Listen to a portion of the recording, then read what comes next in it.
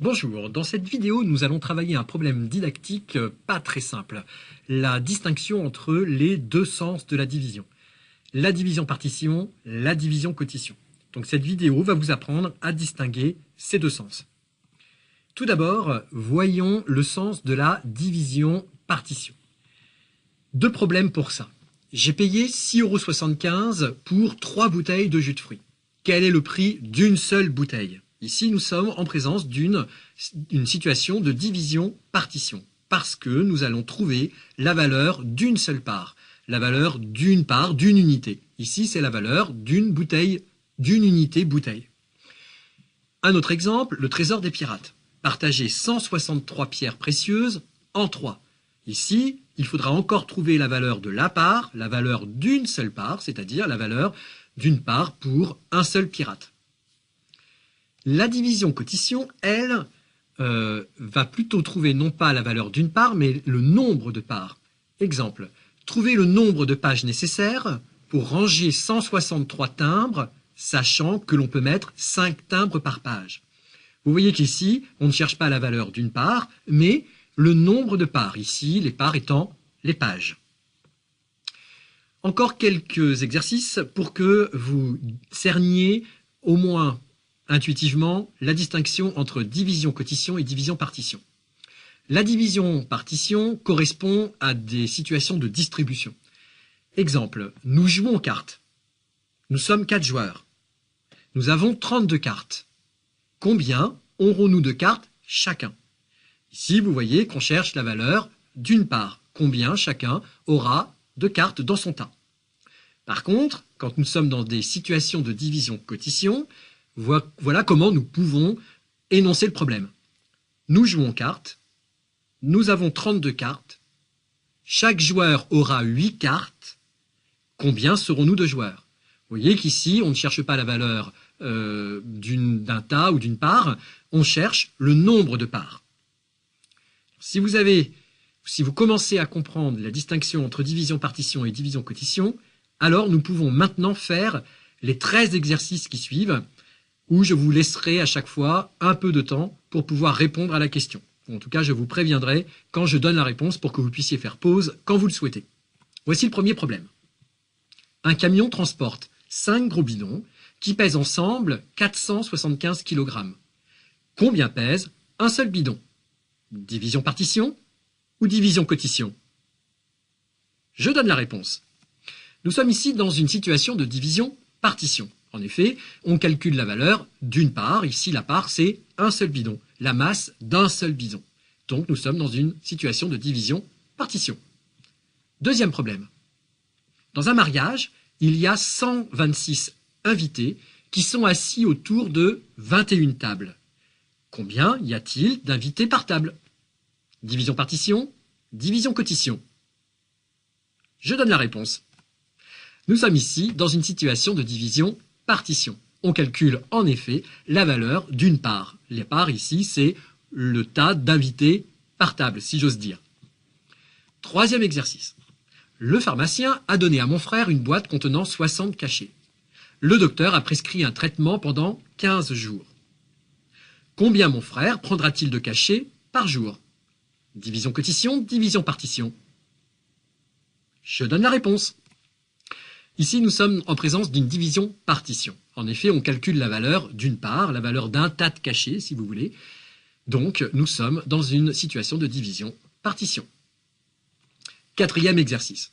J'ai une encyclopédie en 20 volumes, qui représente en tout 3000 pages. Combien y a-t-il de pages dans un volume? Division-partition, division-quotition. Je donne la réponse. Nous sommes ici dans une situation de division-partition. On calcule encore une fois la valeur d'une part, c'est-à-dire la valeur du tas de pages qu'il y a par volume. Division, donc partition. Cinquième exercice. L'organisateur d'une course à pied a reçu 850 €. Il y a 425 coureurs qui participent à la course. Combien chaque coureur a-t-il payé son inscription? Division-partition, division-quotition. Je donne la réponse. Nous sommes ici en présence d'une division-partition. En effet, là encore, on calcule la valeur d'une seule part, la part étant la valeur d'une seule inscription. Sixième exercice. Si un paquet de 6 briquettes de jus de fruits coûte 12 €, combien coûte une seule briquette? Division partition, division quotient. Je donne la réponse. Nous sommes ici en présence d'une division partition. En effet, on calcule la valeur d'une seule part. Ici, la part, c'est le prix d'une seule briquette. Septième exercice. J'ai 24 images de joueurs de foot. J'en donne 4 par enfant. Combien d'enfants vont recevoir des images? Division partition, division quotient. Je donne la réponse. Nous sommes ici en présence d'une division quotient. En effet, on calcule le nombre d'unités, le nombre de parts. Ici, le nombre de parts, le nombre d'unités, c'est le nombre d'enfants.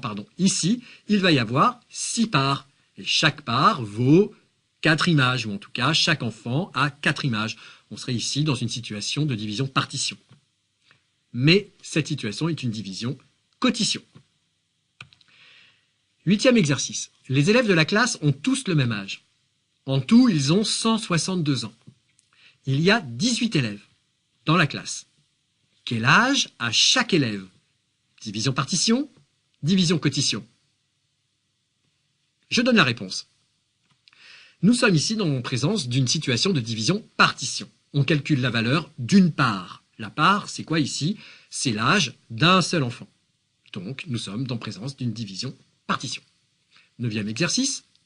Ariane a invité 4 amis au restaurant. Ils ont tous pris le même menu. Ariane a payé 85 €. Quel était le prix d'un menu? Division partition, division quotient. Je donne la réponse. Nous sommes en présence d'une situation de division partition. On calcule la valeur d'une part, ici la part étant le menu. Dixième exercice. Lucas a cueilli 24 tulipes et il a fait 3 bouquets identiques. Combien y a-t-il de fleurs dans chaque bouquet? Situation de division partition ou situation de division quotient? Je donne la réponse. Nous sommes ici en présence d'une situation de division partition. On calcule la valeur d'une seule part. Ici, c'est la valeur d'un bouquet. Combien y a-t-il de fleurs dans un bouquet? Onzième exercice. Pierre a 24 € et veut acheter des livres à 6 € le livre. Combien de livres peut-il acheter? Division partition, division quotient. Je donne la réponse. Nous sommes ici en présence d'une situation de division quotient. On calcule le nombre de parts, le nombre d'unités. Ici, le nombre d'unités, c'est le nombre d'unités livres. Combien de livres Pierre pourra acheter? Donc, nous sommes en présence d'une situation de division quotient. 12e exercice. Le pharmacien a donné à mon frère une boîte contenant 45 cachets et une autre contenant 15 cachets. Le docteur a prescrit 6 cachets par jour. Dans combien de jours j'aurai pris tous mes cachets? Situation de division partition ou situation de division quotient? Eh bien ici, nous sommes en présence d'une situation de division quotient. On calcule le nombre de parts, c'est-à-dire le nombre d'unités. Qu'est-ce que sont les nombres d'unités ici? Ce sont les unités jours. Combien de jours, dans combien de jours j'aurai pris tous mes cachets? 13e exercice et dernier, enfin. Annie vient d'acheter 120 bonbons. Elle veut faire des sachets de 10 bonbons pour chacun de ses amis. Combien peut-elle inviter d'amis? Situation de division partition, situation de division quotient. Je donne la réponse.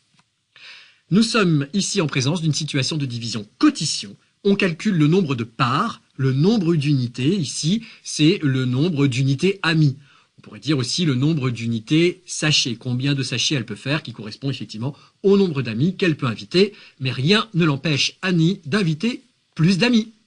Merci, j'espère simplement que vous avez mieux compris la distinction entre les situations de division quotient et les situations de division partition.